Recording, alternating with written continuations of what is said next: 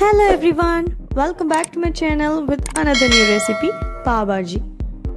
And yeah, don't forget to subscribe my channel and press the bell button for all my future videos.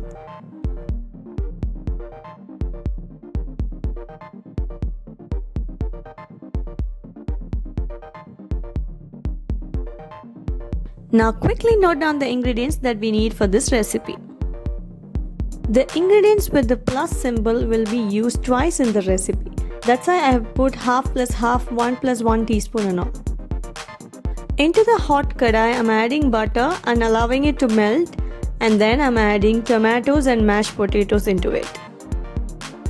For around 1 mashed potatoes, I'm adding 1½ chopped tomatoes.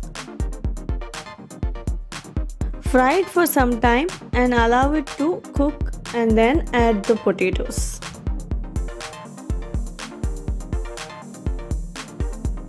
Now I'm adding 1 cup of water to this and allowing it to boil and cook completely.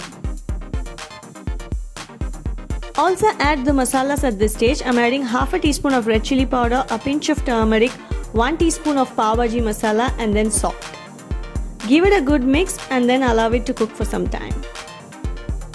Into this mixture, I'm adding half a tablespoon of coriander leaves and half teaspoon of kasuri methi leaves, dried ones.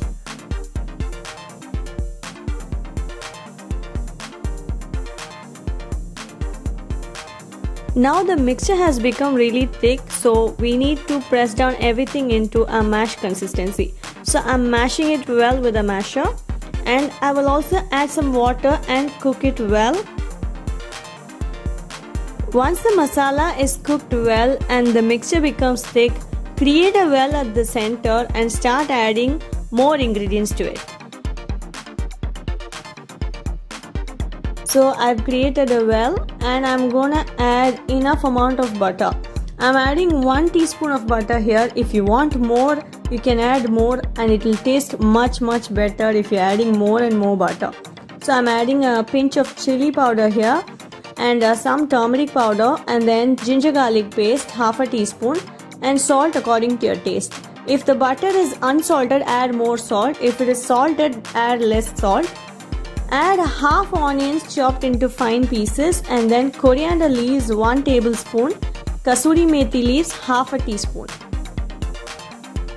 Saute well until the onion becomes slightly soft. Let it not become very soft because the crisp of the onion has to stay well. And then when it is done, we can mix it along with the potato masala.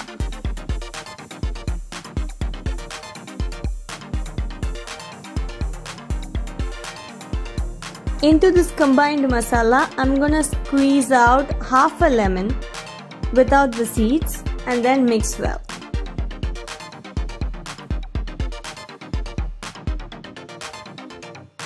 I'm adding a very little amount of food color to this, just to add good color to this Pav Bhaji masala.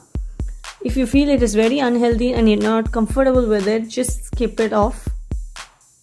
Now add 1 cup of water, allow it to cook, and then mash it completely. That's all. We are almost done, and your Pav Bhaji masala will be done in minutes.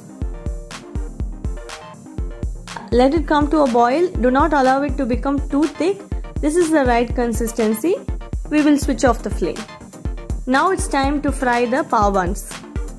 I'm using the same pan to fry the pav buns so that the masala sticks well, the left out masalas. And I'm adding a pinch of salt to this butter because mine is an unsalted butter.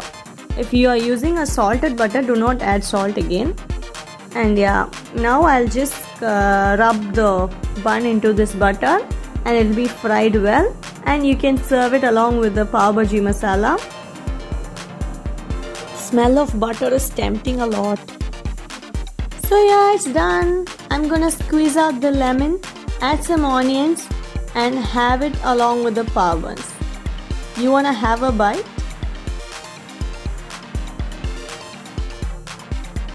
Thank you so much for watching the video. Do tell me how did it turn out to be. Like, share and subscribe the channel. Thank you.